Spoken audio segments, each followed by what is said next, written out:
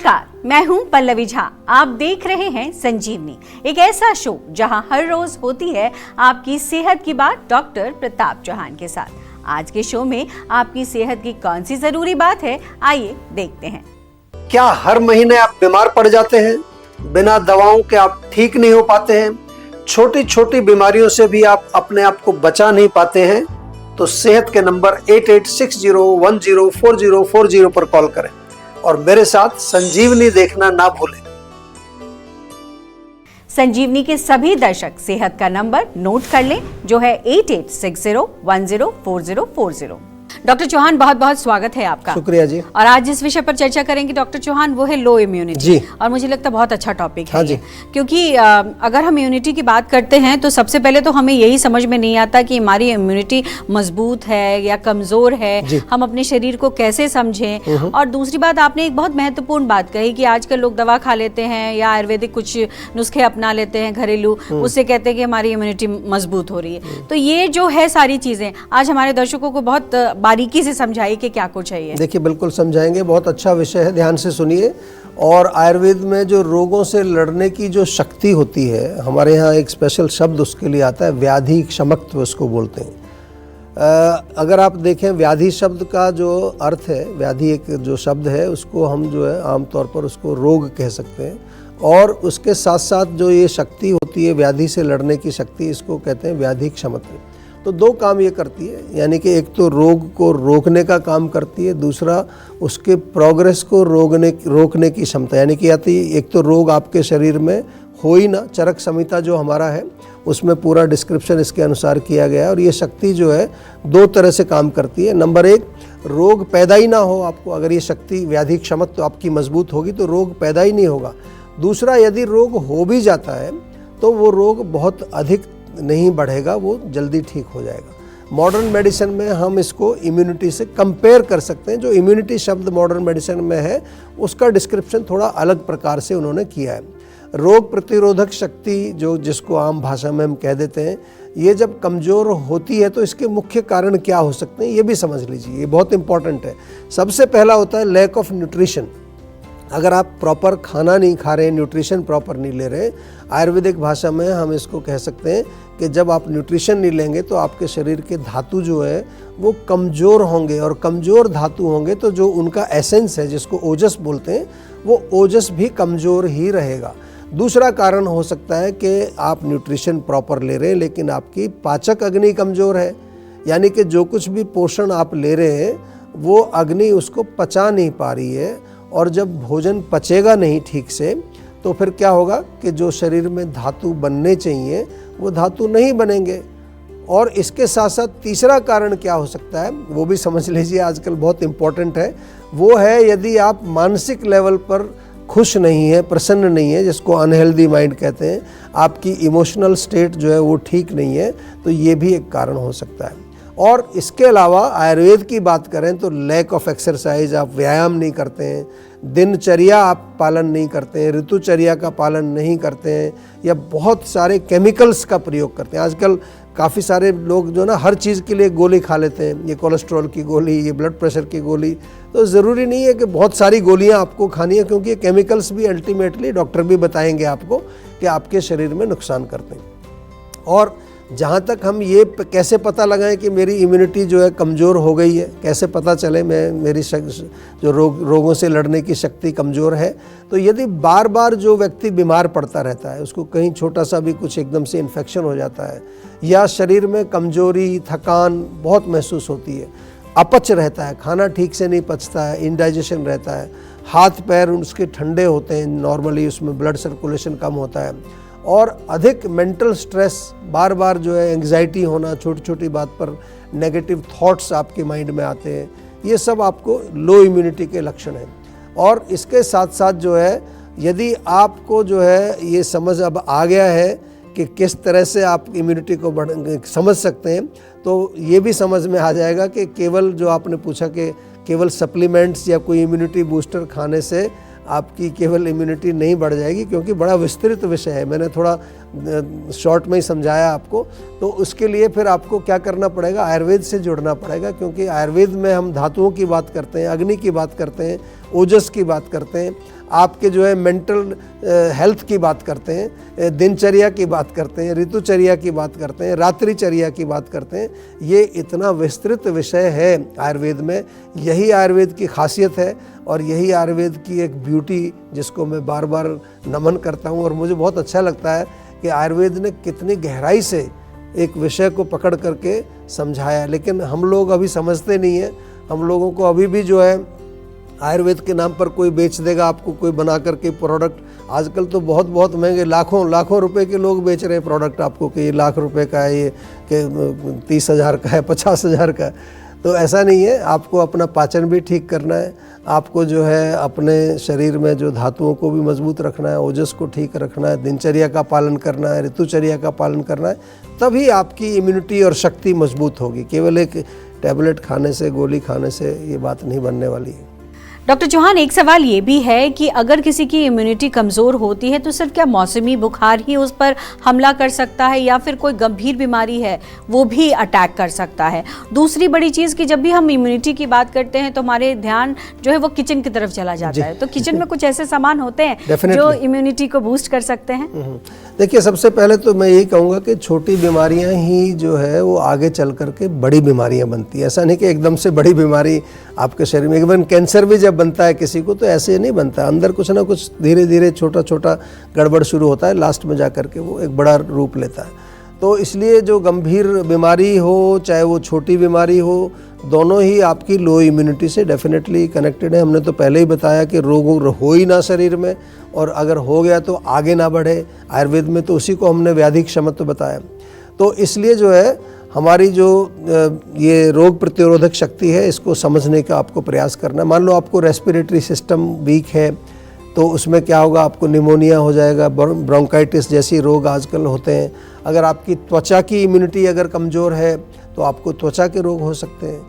इसके अलावा अनेक प्रकार की एलर्जीज़ जो आजकल आप सुन रहे हो ना, किसी को नाक की एलर्जी, छींकें आ रही हैं, किसी को सांस फूल रहा है, स्किन की एलर्जी हो रही है, फूड से एलर्जी हो रही है, गेहूं से एलर्जी है, किसी को बादाम से एलर्जी है। तो ये जितनी भी एलर्जी हैं, इसको हम तो आयुर्वेद में एक ही मानते हैं कि आपकी व्याधि क्षमत्व यानी कि आपका रोग प्रतिरोधक बल जो है वो कमज़ोर हो गया है। तो गंभीर रोग भी जो है, जैसे HIV है, एड्स आपने सुना है ना, एड्स, उसमें तो लिखा ही है कि इम्यूनिटी के कारण ही होती है, लो इम्यूनिटी के कारण एड्स होता है। आयुर्वेद में भी इसको ओजक क्षय के नाम से एक इसको हम कंपेयर कर सकते हैं, एक रोग लिखा है वहाँ, ओजक क्षय, यानी कि जब ओज जो है, ओजस जो है वो कम हो जाए शरीर में, क्षीण हो जाए, तो फिर उसमें ऐसे लक्षण आते हैं जैसे बिल्कुल एड्स में हमारे लक्षण होते हैं। तो इसलिए आयुर्वेद में भी हम ये मानते हैं कि अगर जो गंभीर रोग हैं या आपके छोटे मोटे रोग हैं, उनका डेफिनेटली कनेक्शन हमारी इम्यूनिटी से होता ही होता है।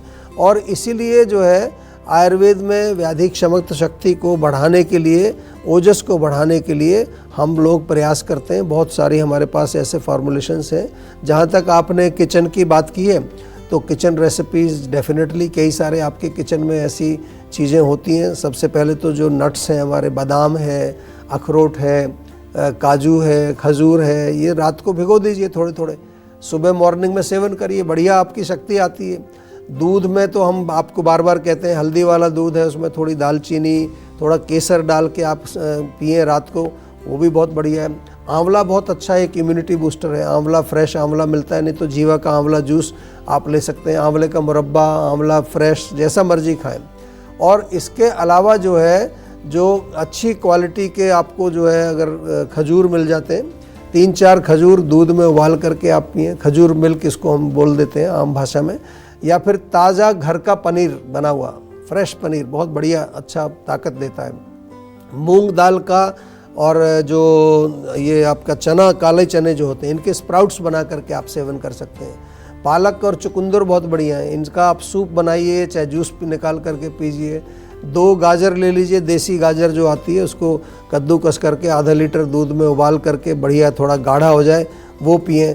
ऑफकोर्स जो देसी घी होता है, शुद्ध देसी घी, हमारे यहाँ तो आपको A2 घी मिलता है जीवा में, बहुत अच्छा, काफ़ी हमारा अच्छा पॉपुलर है, बहुत लोग लेते हैं उसको। और शुद्ध शहद भी मिलता है, हनी जो मिलता है जीवा का। च्यवनप्राश मैंने ऑलरेडी कहा, जीवा प्राश का मैंने जिक्र किया, बहुत अच्छा है। एलोवेरा जूस है, आंवला जूस है, ये सब चीज़ें हमारी ऑनलाइन स्टोर पर आपको मिल जाएंगी। तो इसको आपको अवश्य सेवन करना है। चलिए अब जानते हैं आज का जीवा मंत्र। डॉक्टर चौहान, अगर मैं इम्यूनिटी की बात कर रही हूँ तो मैं जीवा मंत्र जानना चाहती हूँ इसका। और दूसरा ये जानना चाहती हूँ कि जो आपने कहा है कि इम्यूनिटी में जैसे आयुर्वेद से जुड़ते हैं लोग, तो क्या कुछ फर्क देखते हैं आप? क्या कुछ चेंजेस होते हैं? बहुत फर्क देखा है हमने लोगों को, जो हमारे से हम तो पूरा डेटा रखते हैं, पूरा कम से कम 20-25 साल का डेटा पेशेंट्स का हम रखते हैं। और हमने देखा कि उनके अंदर जो चेंज हमने देखे, उनकी इम्यूनिटी में, उनकी स्वास्थ्य में, उसके मानसिक हेल्थ में। तो आयुर्वेद में एक स्पेशल ब्रांच है, ये मैं थोड़ा विस्तार से समझाना चाहता हूँ, जिसको हम कहते हैं रसायन शास्त्र, यानी कि ब्रांच ऑफ रिजुविनेशन। एक अलग से ब्रांच ही बनाई गई है आयुर्वेद में। आयुर्वेद में सैकड़ों ऐसे फार्मूलेशंस हैं जो धातुओं को पोषित करते हैं, व्याधि क्षमत्व जिसका मैंने पहले जिक्र किया आपको, जो बल होता है हमारे बॉडी में, जो रोगों से लड़ने की शक्ति होती है, उसको बढ़ाने का काम करते हैं। और अल्टीमेटली हम एक लाइन में कहें तो ओजस जो शक्ति है, जो हमारे शारीरिक बल, मानसिक बल, मनोबल, हर लेवल पर हमें जो है एक मजबूती देती है, उसको बढ़ाती है। तो जीवा में ऐसे बहुत सारे रसायन प्रोडक्ट्स हम लोग बनाते हैं। जैसे एक तो ओज शक्ति के नाम से हमारा कैप्सूल आता है। ऑफ कोर्स जो जीवा का शिलाजीत है, शिलाजीत गोल्ड है, या कई प्रकार के गोल्ड प्रिपरेशंस हमारे यहाँ मिलेंगे आपको जिनमें गोल्ड डलता है। जैसे कि बसंत कुसुमाकर रस है, रसराज रस है, स्वर्ण मालती रस है, जीवा की जो नारी सखी कैप्सूल्स हैं, बहुत अच्छी लंबी लिस्ट है हमारे यहाँ पर। बच्चों के लिए भी हैं, बच्चों के लिए पूरा हमने बाल अवलेह बनाया है। च्यवनप्राश तो मैं बार बार कहता ही रही हूँ, और एक हमने जो है एक स्पेशल एक और बनाया है जीवाप्राश। जीवाप्राश के बारे में और डिटेल आप पता करेंगे। इवन जो सिंपल चीज़ें हैं, जो रसायन है, अश्वगंधा है, शतावरी है, ये सब रसायन का काम करते हैं। तो इसके अलावा जो है बहुत इम्पॉर्टेंट है कि आपको पौष्टिक और सुपाच्य भोजन भी खाना चाहिए। केवल ये नहीं कि आप ये खा रहे हैं, उधर जंक फूड खा रहे हैं, तो फिर बात नहीं बनने वाली। नियमित रूप से आपको व्यायाम भी करना है, प्राणायाम भी करना है, शरीर में तिल के तेल से मालिश करनी है। जीवा मेडिटेशन मैं बार बार बताता हूँ, यूट्यूब पर आप देखिए जा करके। थोड़ा सा योग करें, प्राणायाम करें, और ये सब चीज़ें भी हमारी इम्यूनिटी को मजबूत करने में बहुत बड़ा रोल प्ले करती हैं। और हाँ, साल में एक बार तो मैं बार बार कहता ही हूँ कि अपने पूरे शरीर का शोधन भी आपको करना चाहिए। और इसलिए आप जीवाग्राम आएँ, और जो है वहाँ पंचकर्म की प्रक्रिया के माध्यम से शरीर की पूरी बॉडी की एक शोधन क्रिया है बहुत अच्छी। और यदि आप अपनी इम्यूनिटी को और मजबूत बनाना चाहते हैं, और यंग दिखना चाहते हैं, यूथफुलनेस मेंटेन करना चाहते हैं, ओल्ड एज को जल्दी जो है मतलब नहीं आने देना चाहते हैं, उसको दूर रखना चाहते हैं, तो आज ही आप जो है जीवा के क्वालिफाइड आयुर्वेदिक डॉक्टर से कनेक्ट करिए और अपना पूरा एनालिसिस कराइए। अगर आप स्वस्थ हैं तो भी कनेक्ट करिए, पूरा एनालिसिस कराइए, प्रकृति क्या है, आपकी विकृति क्या है। तो हमारे जीवा के जो डॉक्टर्स हैं वो आपको अच्छी तरह विस्तार से समझाएंगे। और जैसा आपने पूछा कि क्या फ़र्क आप देखते हैं, हमारे यहाँ तो डेटाबेस है पूरा, और वो जो डेटाबेस के आधार पर जब मैं देखता हूँ कि कुछ लोग तो 15-15, 20-20 साल से हमारे साथ जुड़े हुए हैं, जो मतलब वो हमारे टच में रहते हैं। जब भी कोई समस्या होती है उनको, तो वो जीवा से ही उपचार अपना कराते हैं। और हमने देखा है कि उनका मेटाबॉलिज्म इम्प्रूव हुआ है, उनकी स्लीप क्वालिटी इम्प्रूव हुई है, उनके एनर्जी लेवल, उनका इमोशनल और पॉजिटिविटी ऑफ माइंड, पूरा हम ये डेटा जो है सब चीज़ डॉक्यूमेंट करते हैं, और उसका हम प्रॉपर एक बाकायदा केस स्टडीज़ पब्लिश भी करते हैं। तो ऐसा नहीं है कि हम केवल बातें करते हैं आपके साथ।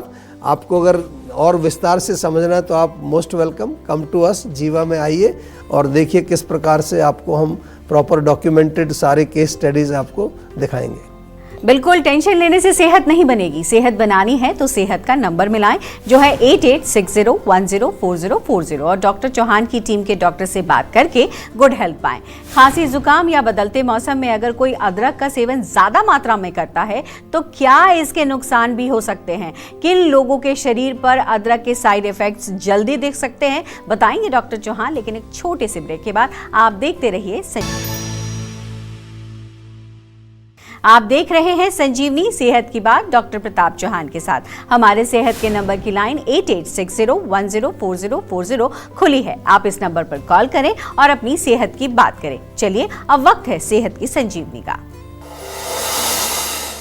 डॉक्टर चौहान, अगर सर्दी, जुकाम, खांसी और जैसे बदलता मौसम है, ऐसे में बहुत लोग अदरक का बहुत इस्तेमाल करते हैं। चाय में देखते हैं इतना सारा अदरक डाल दिया।